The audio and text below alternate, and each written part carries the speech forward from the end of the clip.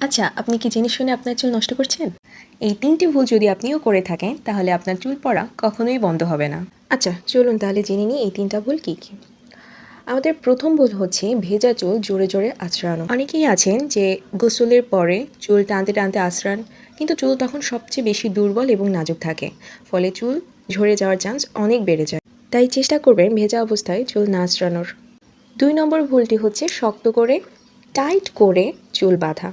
আমরা অনেকে কাজের জন্য হয়তোবা স্টাইলের জন্য অনেক শক্ত করে, অনেক টাইট করে চুল বেঁধে থাকি। এটা আমাদের চুলের জন্য অনেক বেশি হার্মফুল। তাই সবসময় চেষ্টা করবেন চুল অতিরিক্ত টাইট করে না বাঁধার। আর ৩ নম্বর ভুলটা হলো ঘুমানোর আগে চুলের যত্ন না নেওয়া। আর এই ভুলটা আমরা সবাই কম বেশি করে থাকি।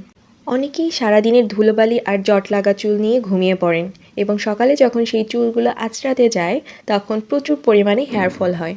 সুতরাং চেষ্টা করবেন রাতে ঘুমাতে যাওয়ার আগে চুলের প্রপার কেয়ার করা, সুন্দর করে চুল পরিষ্কার করা এবং জট ছাড়িয়ে ঘুমানো।